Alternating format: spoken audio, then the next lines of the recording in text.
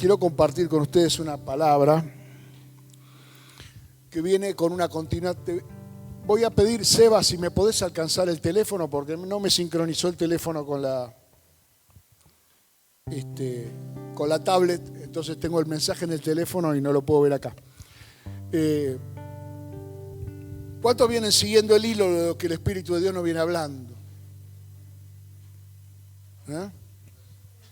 Nadie. Bien. Entonces, ¿qué son tímidos? ¿Cuál es el tema? ¿No entendieron la pregunta? Nos contestan. ¿Cuántos vienen siguiendo el hilo de lo que? Gracias. Sí, porque tengo... Amén, amén. Bueno, sí, ¿de qué venimos hablando?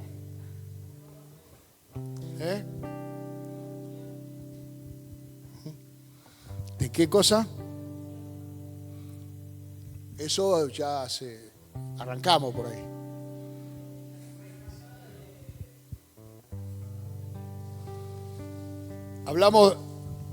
Fuimos hablando de la unción del Espíritu de Dios, ¿sí?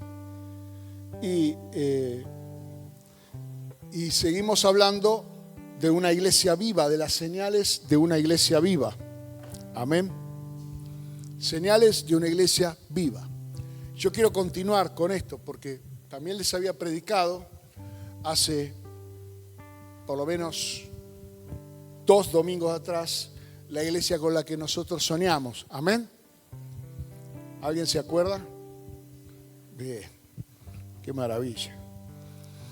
Entonces hoy quiero hablar un poco desde lo personal, porque cuando hablamos de la iglesia, normalmente les cuesta a algunos hermanos bajar lo que hablamos de la iglesia a su condición de ser iglesia.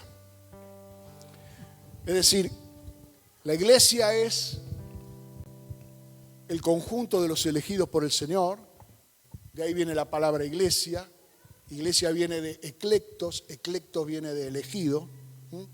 Cuando la Biblia dice que muchos son los llamados y pocos son los elegidos, está diciendo que el llamamiento de Dios es universal. Cristo murió por todos en la cruz, pero que los elegidos, es decir, la iglesia, es menor, es decir, es más chica que el conjunto de todos los que han recibido el testimonio de que Cristo fue crucificado y no creen en Él. Pero nosotros que creemos en Él, sí, si me prendiera la luz estaría bárbaro. ¿Se quemó? Bueno, es la unción. Entonces hablamos del conjunto de los elegidos, pero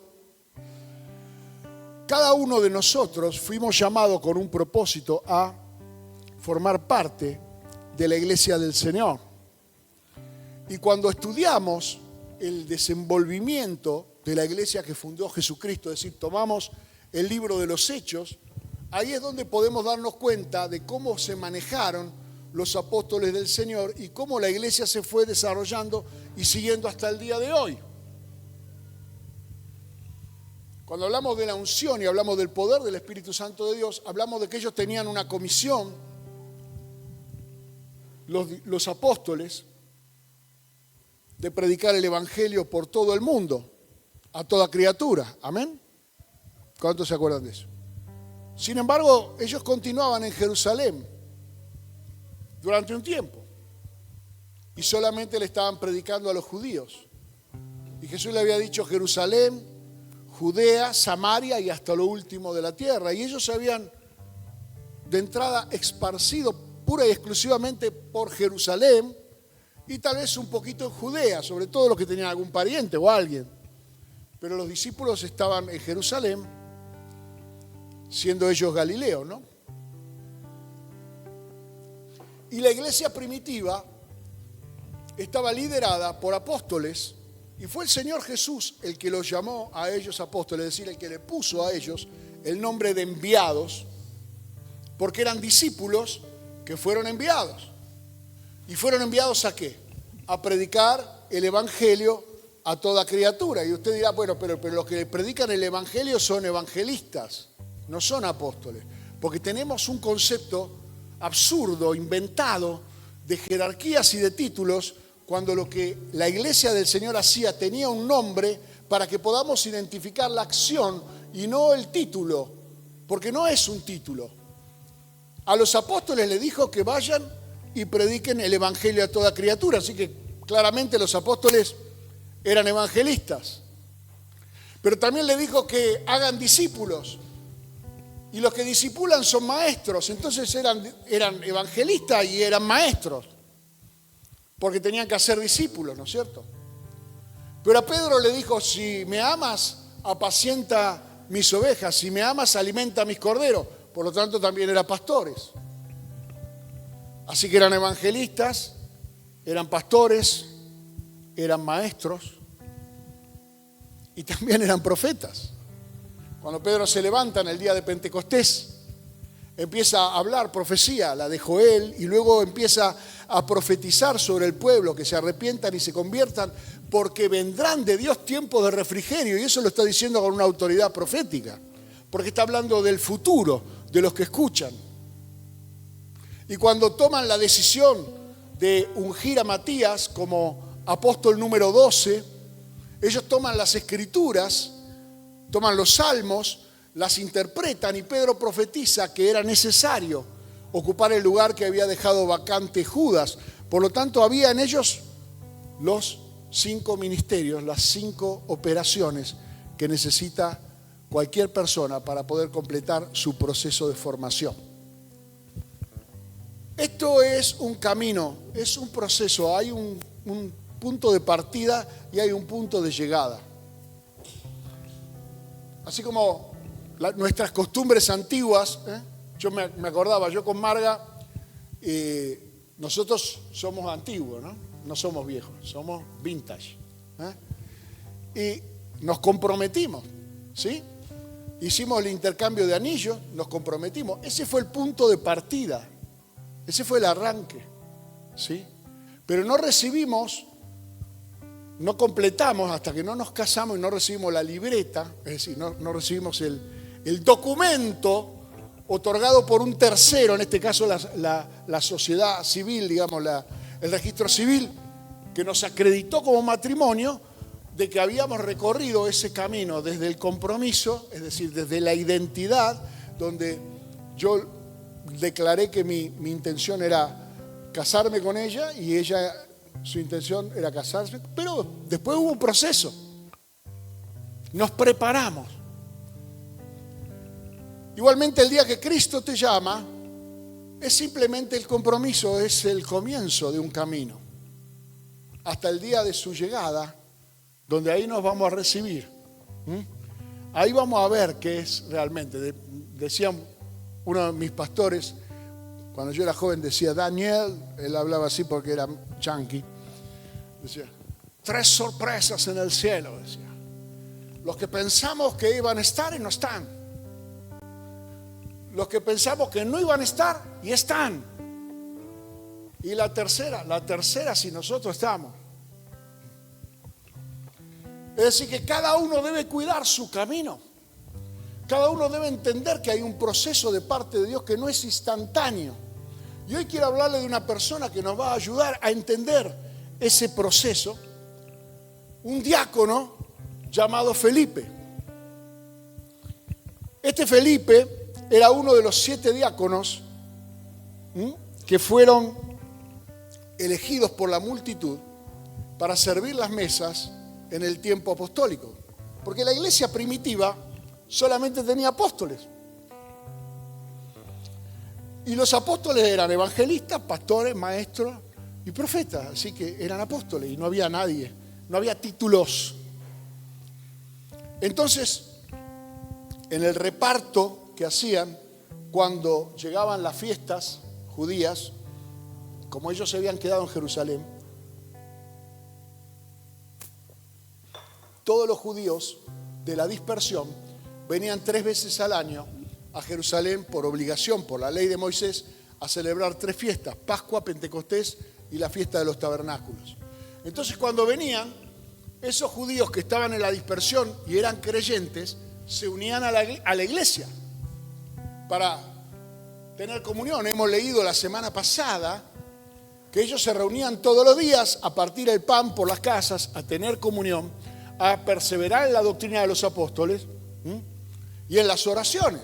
Así que era costumbre de la iglesia reunirse todos los días. Pero ¿qué pasa? Los que tenían trabajo, los que tenían posesiones materiales, las compartían con los que no tenían. Todos tenían todas las cosas en común.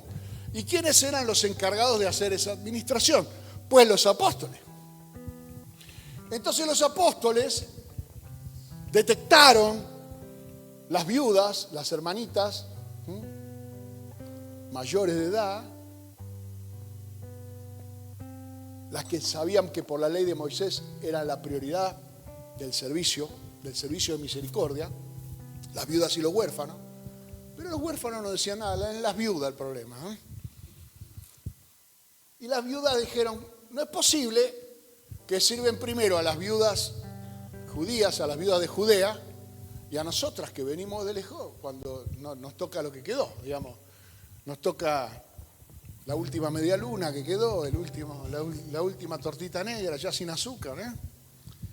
Y en ese reparto, la iglesia que venía moviéndose en el poder del Espíritu Santo, que venía creciendo, 3.000 cuando fue el día de Pentecostés, 4.000 cuando sanaron al paralítico en la puerta hermosa del templo, una multitud, la multitud. Porque la iglesia es una iglesia que tiene el llamado a multitudes. Y entonces los discípulos dijeron, acá hay algo que no está bien.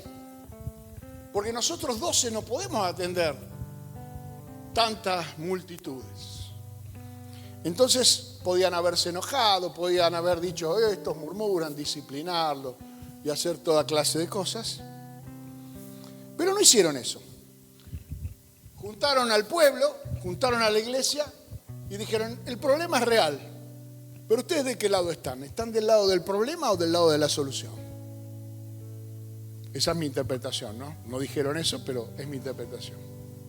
Elijan 7 varones. Elijan 7 varones. Hechos capítulo 6, verso 2. ¿Sí? Dice, entonces los 12 convocaron a la multitud de los discípulos y dijeron, no es justo que nosotros dejemos la palabra de Dios para servir a las mesas. Buscad pues, hermanos, de entre vosotros a 7 varones con 3 requisitos: de buen testimonio, llenos del Espíritu Santo y llenos de sabiduría, para servir las mesas.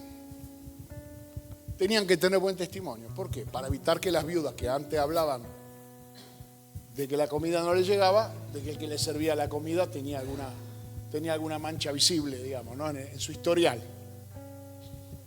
Toda persona que se apresta al servicio es una persona que se pone en la vidriera. Es imposible que la gente no te vea si tenés malas costumbres, malos hábitos o si arrastrás alguna cuestión de tu pasado sin resolver. ¿Sí o no?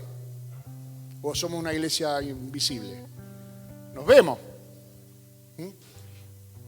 Nos vemos, sabemos cada uno de qué vive, de qué hace. ¿No es cierto? ¿Sí o no? Entonces tenían que tener un buen testimonio. Es decir, tenían que poder hablar bien de ellos. Pero también tenían que tener 2 requisitos más de plenitud. Tenían que ser gente sabia, gente con capacidad de administrar, gente con capacidad de tomar decisiones. La sabiduría es, en síntesis, la capacidad de tomar buenas decisiones. Una persona sabia, a diferencia de una persona necia, es la que toma buenas decisiones. Las toma en el temor de Dios, las toma en el conocimiento de Dios, la toma en su conocimiento de las Escrituras, de la palabra, de la voluntad de Dios. Pero también tenía que ser una persona llena del Espíritu Santo.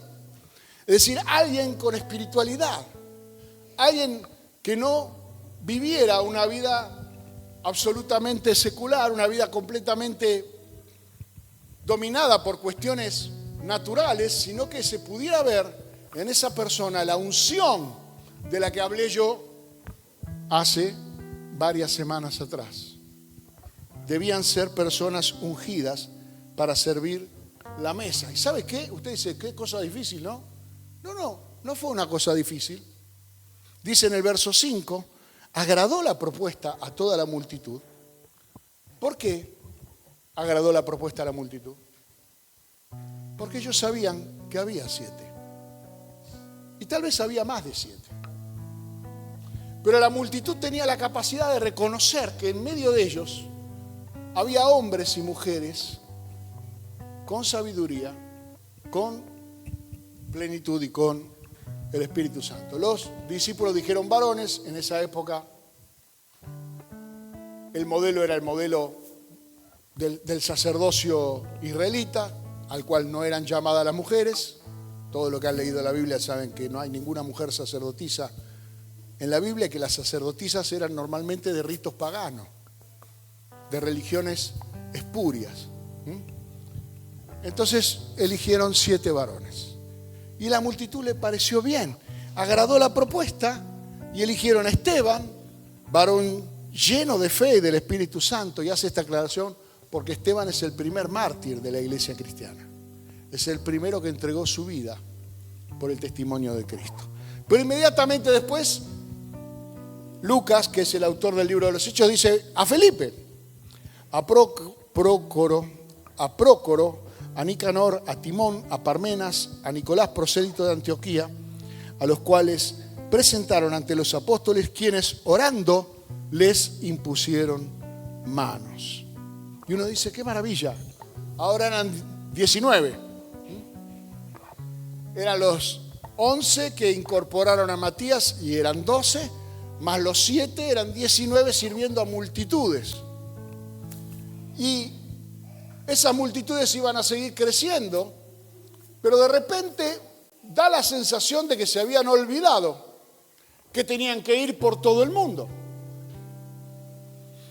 y que tenían que predicar el evangelio a toda criatura, es decir, a judíos y a gentiles.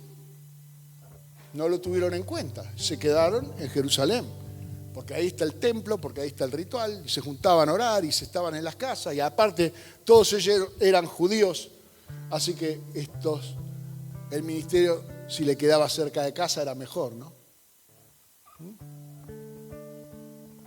No es la elección, digamos, que define tu ministerio, que te quede cerca o lejos de tu casa. Si no, no habría apóstoles ni obra misionera, ni nada de eso. Entonces, se desata una persecución cuando Esteban es apedreado.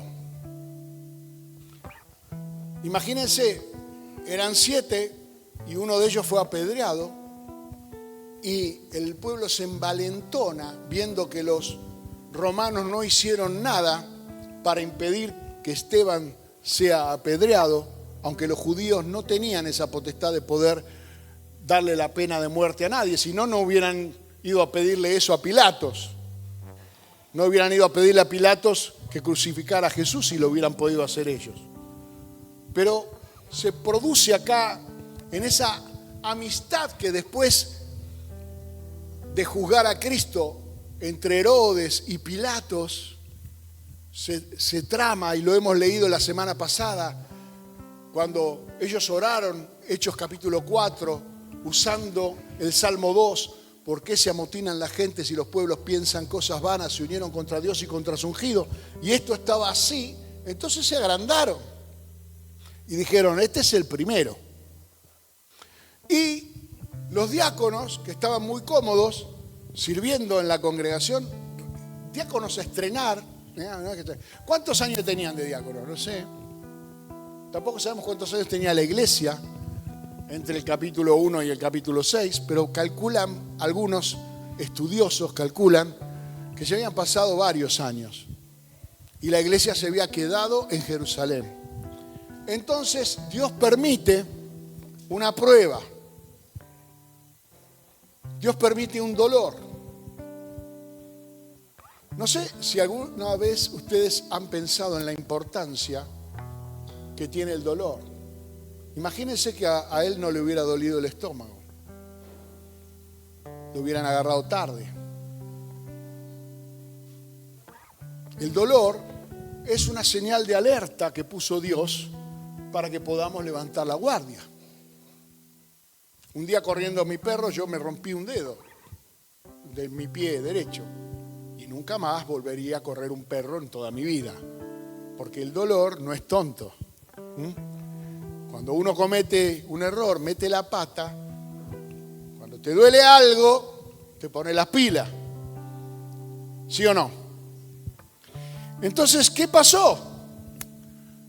Empezaron los discípulos, alguno habrá dicho, che, ¿no era que teníamos que ir por todo el mundo? ¿Por qué no nos rajamos de acá, que están matando diáconos? Y nadie quiso ser el segundo. Y entonces, en el capítulo 8 nos encontramos a Felipe yendo a Samaria. Yendo porque tenía que cumplir el mandamiento de Jesús de ser discípulo, de hacer discípulo en Jerusalén, ser testigo en Jerusalén, en Judea y en Samaria. Pero los samaritanos eran gente muy especial.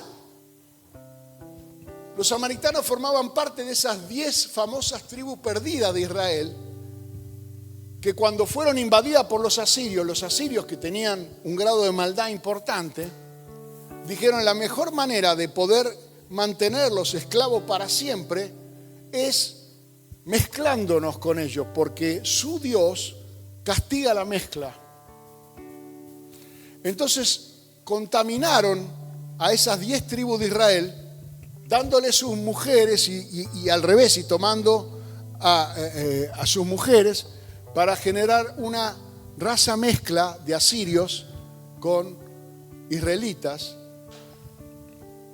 Y esos fueron los que pusieron su capital luego en Samaria, en Betel, en el monte donde el rey había levantado un altar falso para que los samaritanos no se vayan a Jerusalén y se pasen a Israel. Porque aún siendo mezclados, podían convertirse en prosélitos. ¿Qué es un prosélito? Es una persona gentil que se convierte al judaísmo. Eso es un prosélito. Entonces, para evitarlo, los reyes levantaron en Betel un altar. Hay mucha palabra, hay mucha profecía acerca de esto, de lo desagradable que fue a Dios esto. Y ustedes recordarán la conversación que tuvo Jesús con la mujer samaritana en el pozo de Jacob, donde ella le pregunta dónde había que adorar, si acá en Betel, como dijeron nuestros antepasados, o en Jerusalén, como adoran los judíos. Jesús le dijo, los judíos tienen la verdad, pero no es importante ahora, porque la hora viene y ahora es donde los verdaderos adoradores adorarán al Padre en espíritu y en verdad. No es un lugar, sino es este lugar, en verdad, en su corazón, en su espíritu. Esa es la adoración que busca el Padre. Ahora, dice en el Hechos capítulo 8, verso 4, y vemos a este Felipe, diácono, servidor de las mesas, en un nuevo rol, en una nueva función. Los que fueron esparcidos iban por todas partes anunciando el Evangelio. Parece que el dolor les hizo bien. Y entonces Felipe, descendiendo a la ciudad de Samaria, les predicaba a Cristo, el diácono, el que servía las mesas. El que hace un rato atrás no era nada, era uno más en la congregación. Fue seleccionado como diácono y ahora, perseguido, aparece en Samaria.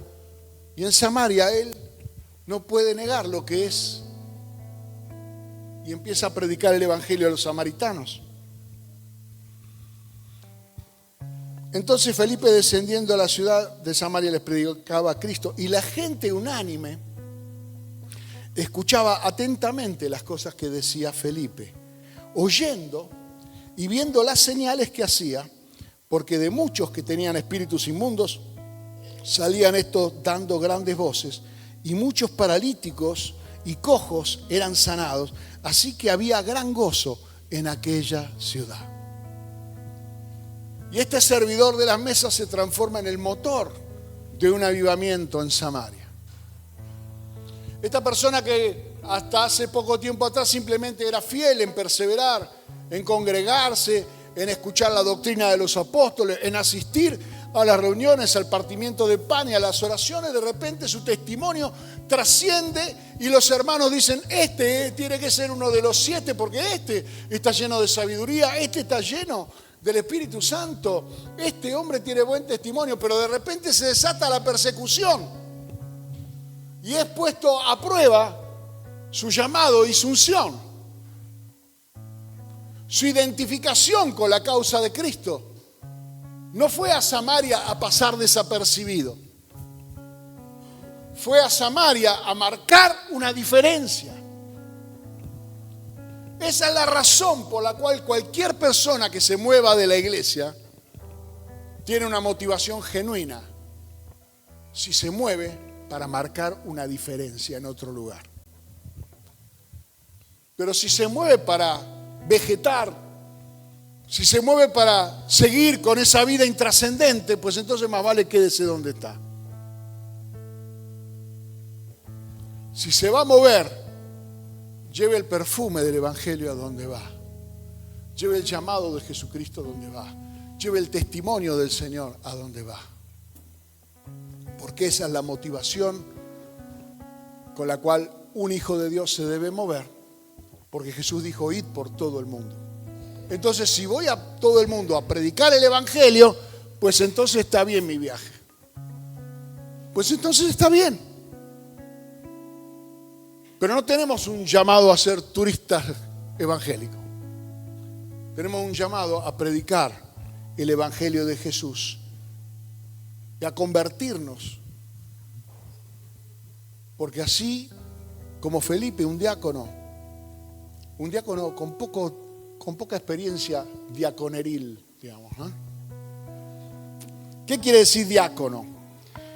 Diácono es una palabra que significa siervo o ministro y se refiere a alguien que sirve a la iglesia, especialmente en el ámbito del servicio práctico y la asistencia de los necesitados. Los diáconos son líderes dentro de la iglesia que se encargan de suplir las necesidades físicas y administrativas de la congregación, mientras que los ancianos se enfocan en la supervisión espiritual. Pero acá nos encontramos con un diácono que rompe el límite, rompe el cascarón de manejarse en cuestiones simplemente administrativas o servir las mesas o encargarse de que las viudas tengan lo suyo y empieza a comunicar de la llenura, de la plenitud del Espíritu Santo que está en él, promoviendo un avivamiento con conversiones, con liberación, con señales, con milagros, trayendo el gozo de Dios a una ciudad. Puede ser una ciudad, puede ser una familia, puede ser un vecindario, puede ser una escuela, puede ser una empresa. A cualquier lugar donde un hijo de Dios va, tiene obligación de dar testimonio del señorío de Jesucristo y no boicotear el plan de Dios para ese lugar. Quién sabe sea la única oportunidad que esa familia tiene para venir a los pies del Señor. Quién sabe sea la única oportunidad para que tus compañeros de la facultad tengan un testimonio de Cristo, o la última oportunidad de tus alumnos si sos maestro, o la última oportunidad de tus vecinos. Porque nadie tiene garantizado cuánto tiempo va a vivir. Pero entre tanto que hay vida, hay esperanza de salvación. Y Felipe lo entendió. Ahora, es importante que entendamos que Felipe, que podía haberse adueñado de la situación, como muchas veces ocurre, mandás a alguien a hacer algo y cuando te encontrás el tipo ya le puso su nombre, marca registrada, se apropió de él, es la iglesia del diácono Felipe, es Ondas de Felipe. Felipe viene de amor a los caballos. Es el nombre de Felipe, tiene que ver con eso. Pero Felipe se mantuvo sujeto, porque un hombre sabio sabe que para estar bajo autoridad, para tener autoridad, debe estar bajo autoridad. Entonces, ¿qué dice en el verso 14? Cuando los apóstoles que estaban en Jerusalén oyeron que Samaria había recibido la palabra de Dios, enviaron allá a Pedro y a Juan, los cuales, habiendo venido, oraron por ellos para que recibiesen el Espíritu Santo, porque aún no había descendido sobre ninguno de ellos, sino que solamente habían sido bautizados en el nombre de Jesús. Entonces les imponían las manos y recibían el Espíritu Santo. Escuche bien. Evidentemente, la autoridad que los apóstoles habían puesto sobre Felipe, entienda que la iglesia primitiva no tenía pastores, tenía apóstoles y diáconos. Los pastores surgen de la evangelización y de la plantación de iglesias. El apóstol consolida a la congregación poniendo un líder, supervisor, es decir, un obispo, episcopos, un supervisor, que eso es lo que significa la palabra obispo, o al más maduro de la congregación, un anciano en las cosas del Señor, un conocedor, como líder de esa congregación. Pero eso no ocurrió hasta que comenzó la obra misionera. Esto no comenzó hasta que Pablo, por primera vez, es enviado por los apóstoles a la iglesia de Antioquía, capítulo 13 del libro de los Hechos. Y resulta que la iglesia de Antioquía tampoco tenía pastores, porque dice en el capítulo 13 que había en Antioquía profetas y maestros. Pastores es lo último que la iglesia tuvo. Lo primero, apóstoles, evangelistas, maestros que enseñaron la palabra, profetas que predicaban. Usted sabe que la figura del predicador evangelista tiene mucha más coincidencia con la del profeta del Antiguo Testamento que con cualquier otra figura que usted quiera encontrar. Porque eran hombres que le hablaban a la multitud de parte de Dios, como hace un predicador. El evangelista era, como en este caso, un hombre que decía que se arrepientan para no caer en el juicio de Dios. Y esa es una sentencia de carácter profético. Eso fue lo que le dijo Jonás a los ninivitas.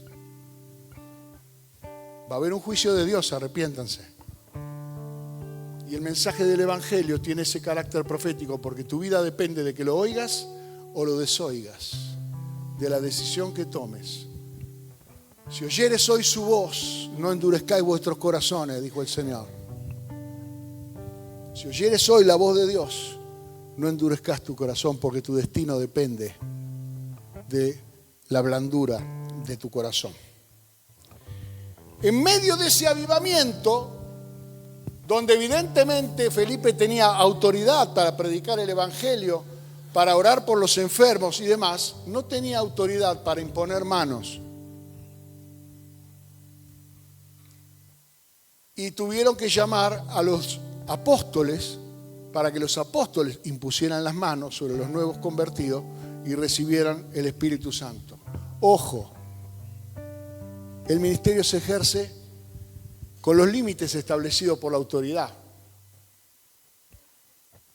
Y él, Felipe, fue un hombre sujeto a autoridad.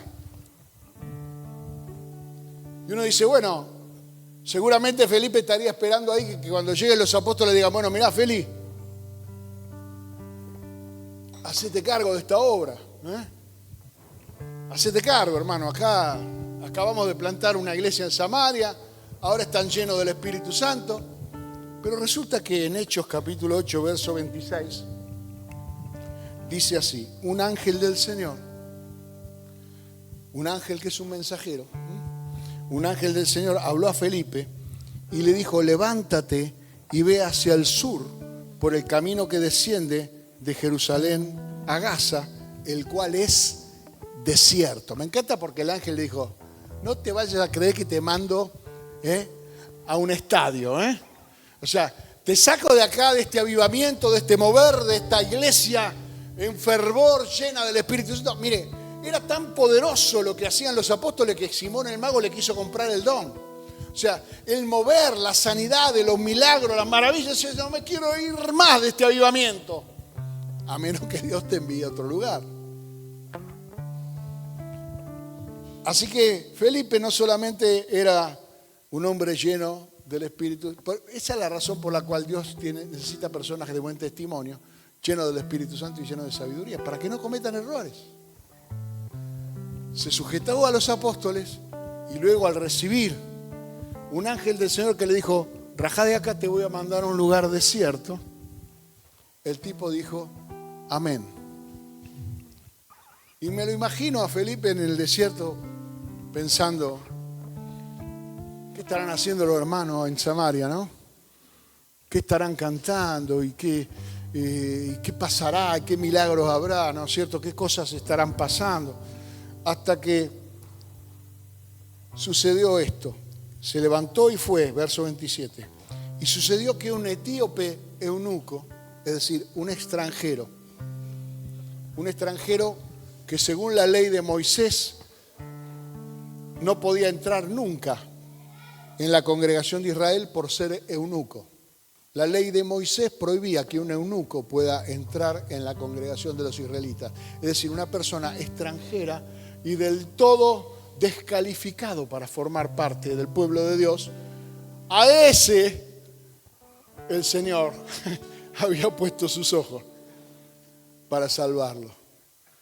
Y en vez de mandarle a cualquier hermanito, no, le voy a mandar al más grosso que tengo, al evangelista más grosso que tengo, que se llama Felipe. Y lo envía al desierto. El eunuco era un funcionario de Candace, reina de los etíopes, el cual estaba sobre todos sus tesoros, es decir, era el ministro de Economía, era el tesorero de la reina. Y había venido a Jerusalén para adorar, es decir, este etíope era un etíope judío. Tenemos tres, o sea, los que conocen los judíos, tenemos tres clases de judíos, ¿no es cierto? Están los judíos eskenazí, que son los judíos europeos, porque Askenaz se llama Europa después del diluvio, o sea, cuando se dispersan las 70 naciones, Askenaz, después del diluvio de Noé, es Europa.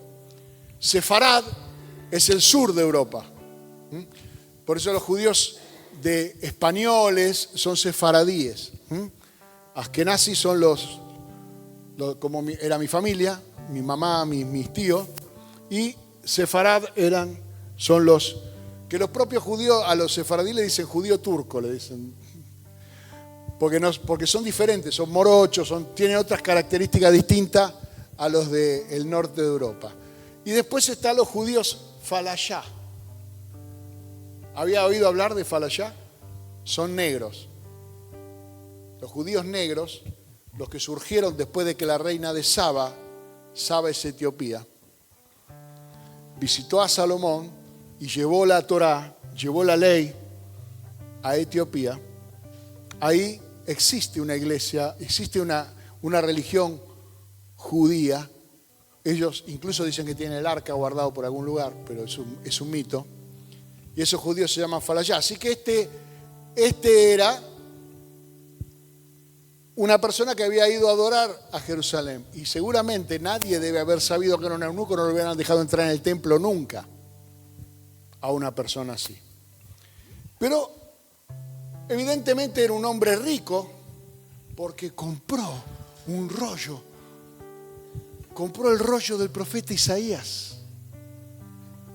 ¿Usted sabe lo que valía uno de los rollos manuscritos que solamente existían en las sinagogas? ¿Usted cree que la gente tenía la Biblia en el celular en esa época? O en la casa. No, para poder escuchar la palabra de Dios sí o sí tenían que ir el día del sábado a la sinagoga donde estaban los rollos escritos a mano. Muy difícil que una persona tenga uno de esos, salvo que lo haya pagado por una gran suma de dinero. Y entonces, volvía sentado en su carro leyendo al profeta Isaías. Se había comprado el rollo de Isaías y estaba ahí y no entendía. Y el Espíritu le dijo a Felipe: acércate y júntate a ese carro. Acudiendo Felipe, le oyó que leía al profeta Isaías y le dijo, ¿entiende lo que lees? Y él dijo, ¿y cómo podré si alguno no me enseñare? No había forma de que este judío entrara a una sinagoga a que le enseñaran por su carácter de eunuco. Entonces él decía, estoy impedido de entender. Entonces le rogó a Felipe que subiese y se sentara con él.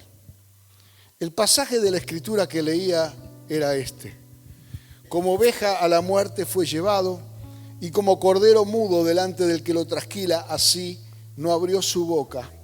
En su humillación no se le hizo justicia, mas su generación, ¿quién la contará? Pues fue quitada de la tierra su vida. Isaías 53. Respondiendo el eunuco, le dijo a Felipe, te ruego que me digas, ¿de quién dice el profeta esto?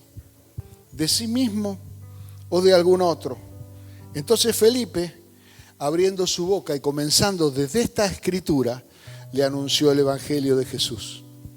Y yendo por el camino, llegaron a cierta agua, y dijo el eunuco, aquí hay agua, ¿qué impide que yo sea bautizado? Mire el hambre que tenía este hombre de Dios. Y yendo entonces por el camino, Felipe le dijo, si crees de todo corazón, bien puedes. Y respondiendo le dijo, creo que Jesucristo es el Hijo de Dios. Y mandó parar el carro, y descendieron ambos al agua, Felipe y el eunuco, y le bautizó. Y cuando subieron del agua, el Espíritu del Señor arrebató a Felipe, y el eunuco no lo vio más, y siguió gozoso su camino. Un encuentro poderoso de un hombre que tenía hambre de Dios con otro hombre que está dispuesto a servir a Dios. Tal vez usted está pensando que la gente no quiere escuchar de Dios. Pero sin embargo yo noto cada día más el hambre y la necesidad de entregar su vida al Señor que tiene la gente. Porque hoy en día lo que más hay es odio, rivalidad, división, descalificación, angustia, pobreza, injusticia, enfermedad, locura. Y Cristo es la solución de todo eso. Él es el que puede salvar un alma, Él es el que puede unir una familia, Él es el que puede sanar a un enfermo, Él es el que puede hacer todo lo que le pidiéramos al Padre en su nombre. Yo lo haré, lo hemos leído hoy. Pero ¿cómo creerán si no hay quien le predique? ¿Cómo creerán? ¿Cómo creerán? ¿Cuántos habrá dando vuelta por ahí con su carro, no? Hoy no tienen carro tirado por bueyes ni por caballo, pero andan dando vuelta por ahí sin esperanza. Y nosotros que tenemos la verdad, y nosotros que tenemos el conocimiento de Dios. Mire, Felipe había sido entrenado para que nadie se quedara con hambre. Es decir, que la congregación tuviera pan y los que venían de lejos también tuvieran pan. Pero muchas veces la iglesia no entiende eso y se concentra en sí misma. Basta que yo soy salvo, ¿eh? Yo soy salvo, tengo una Biblia en mi casa, no una, tengo 2, 3. Hay reuniones el domingo que viene, pero ya fui el domingo pasado y hay un montón de gente que se está muriendo. Que se está muriendo en su pecado, que los problemas que tienen ellos comparados con los tuyos. Son adictos a las drogas, adictos al alcohol, mujeres golpeadas, niños golpeados, gente sin educación, gente enferma en los hospitales, privados de la libertad, porque han cometido errores, porque sin conocimiento de Dios se vive muy mal. Y andan en su carro solitarios. Tal vez algunos sin poder formar una familia como este hombre. Tal vez algunos con dinero, porque este se ve que dinero tenía, y otro sin dinero. Pero lo que Felipe tenía, este hombre no lo tenía. Por eso yo creo que usted es rico.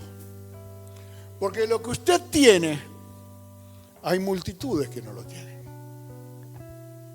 La esperanza de salvación, un Dios que lo oye cada día. El poder del Espíritu de Dios para respaldar nuestra fe. La sangre de Cristo que nos limpia de nuestros pecados. Los hermanos y las hermanas en Cristo que son carne de tu carne, hueso de tu hueso, que como decía León hoy, oraron. Y toda la semana nosotros estamos siempre orando por alguien. Siempre, la hermana no sé quién, la no sé cuánto, la compañera de este, la vecina del otro. Hermano, no solamente tenemos que orar, tenemos que también hablarles del Evangelio. No tenemos que tener vergüenza de predicar el Evangelio. No me avergüenzo del Evangelio. Es poder de Dios para salvación. Porque cualquiera de ustedes puede ser el próximo Felipe o Felipa, que es un nombre que existe.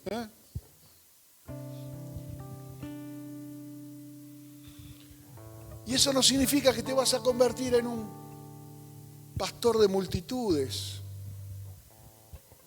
Mire, yo jamás pensé que iba a ser pastor.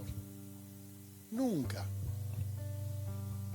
Pero vi la necesidad y estuve en el lugar donde yo tenía algo que ellos no tenían.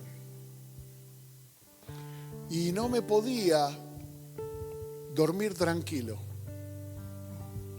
si lo que yo tenía, ellos no lo tenían también. ¿Sabe cuál es el problema a veces? Incluso para aquellos que nacieron en el camino del Señor, y esto por favor ninguno se ofenda, no han sufrido la necesidad de una palabra de parte de Dios. Sus padres han orado, lo trajeron a la iglesia, y hasta algunos se aburren, ¿no? Dice, algunos se aburren, ¿sí? Pero si el león se hubiera aburrido no se sanaba. ¿Me comprende? Porque hay un momento en el cual habrá que clamar. Hay un día que puede venir.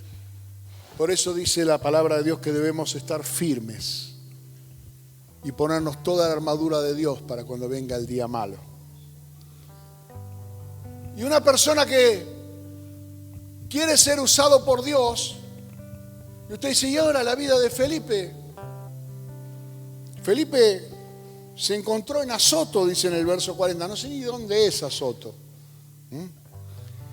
Pasando por Azoto, anunciaba el Evangelio en todas las ciudades hasta que llegó a Cesarea. Es decir, que volvió a Galilea, porque Cesarea de Filipo es una de las ciudades de Cesarea. Y usted dirá, pero ¿y yo qué va a ser de mi vida?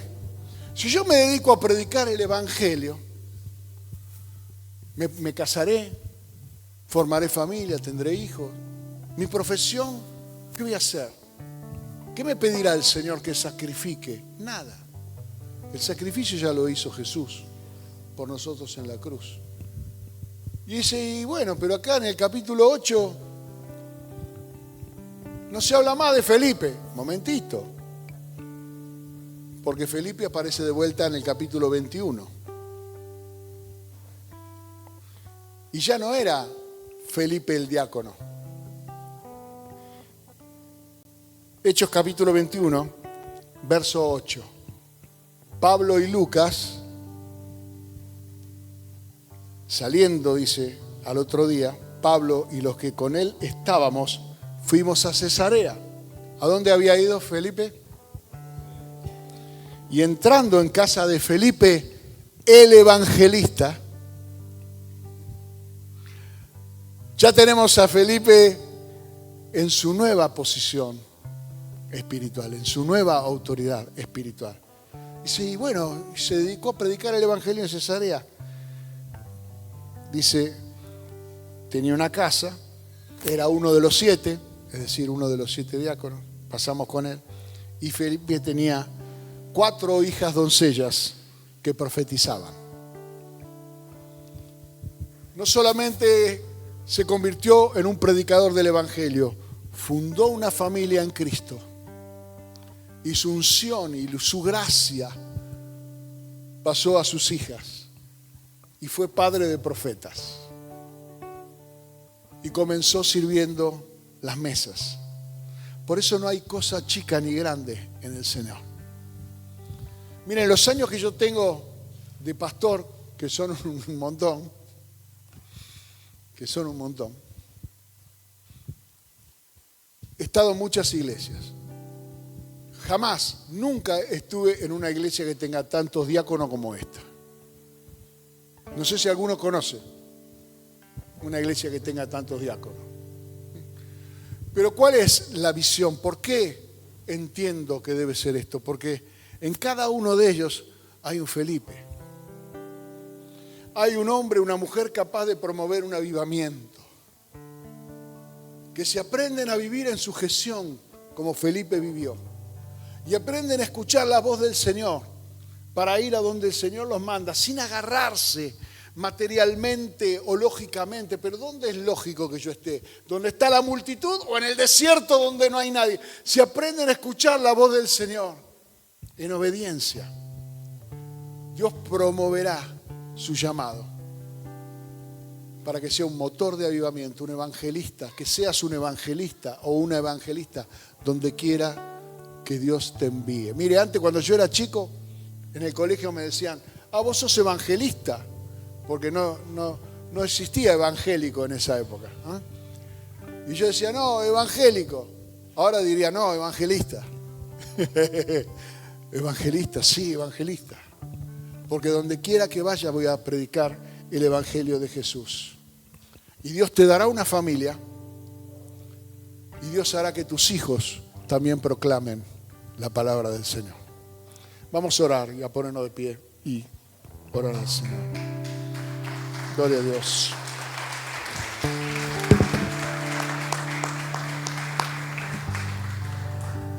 Sí, Señor. Te damos gracias. Padre, tú estás aquí en este lugar. Y en esta noche, Señor, hemos escuchado una historia de un hombre llamado, sorprendido, que en primer lugar Él te eligió a ti y luego la multitud reconoció el llamado que había en Él, su testimonio, su sabiduría y su unción. Y yo quiero, Señor, que en esta noche abras nuestra mente y nuestro corazón para que no sea necesario que nos persigan, sino que tú puedas hacer como hiciste con Felipe, revelarle dónde es necesaria predicar la palabra. ¿A quién debe bendecir con el mensaje? Señor, somos hombres y mujeres comunes como eran estos siervos tuyos. Pero en ese contacto con el ministerio, ellos empezaron a ver cosas mucho más allá de la lógica humana, de la lógica terrenal. Y entraron en la lógica celestial, en la de la obediencia perfecta, en la de los ángeles que se mueven a nuestro alrededor, en la del poder del Espíritu Santo para traer avivamiento, en la del poder del Espíritu Santo para dirigirnos, para llevarnos a un lugar o a otro lugar, para cumplir nuestro llamado. Y ese mismo Espíritu que estaba sobre Felipe está también aquí y ahora en este lugar. Tú, Señor, no has rebajado la calidad del Espíritu que se derrama hoy. Es el mismo Espíritu que levantó de los muertos a Jesús. Es el mismo Espíritu que hizo descender fuego del cielo con Elías y abrió el mar rojo con Moisés. Es el mismo Espíritu que trajo las codornices, que trajo el maná, que multiplicó panes y peces en el ministerio de Cristo. El mismo Espíritu con que Jesús se levantó de entre los muertos. El mismo Espíritu con el cual los discípulos predicaron tu palabra en la necesidad de ese tiempo. Ese mismo Espíritu está aquí en esta noche. Ese mismo Espíritu te está llamando en esta noche a decirte, y si yo quiero hacer algo con tu vida, porque yo te anhelo celosamente, dice, Santiago, el Espíritu de Dios nos anhela celosamente. Hay cosas para hacer. Usted dice, bueno, pero yo soy grande ya, se me fueron los... No, hermano, siempre hay cosas para hacer. O decir, yo soy joven. Jeremías dijo, yo soy muy joven. Pero el Espíritu Santo le dijo, no digas que sos joven, porque yo estaré contigo. Yo voy a estar contigo. Por eso, en el nombre de Jesús de Nazaret, Señor, en esta noche yo hago una invitación para todo aquel que crea que Dios puede usar su vida, que Dios puede transformar una vida intrascendente, monótona, repetitiva, la baja manera de vivir que heredamos de nuestros padres, en una vida que vale la pena ser vivida, en levantarte en el nombre de Jesús para predicar el Evangelio y para servirle a Él, para ser el motor del próximo avivamiento que Dios quiere hacer. Yo te invito para orar por tu vida en el nombre de Jesús, para imponerte las manos como hacían los siervos del Señor, y puedas recibir de parte de Dios. Shikara la Masai. Te bendecimos, Jesús.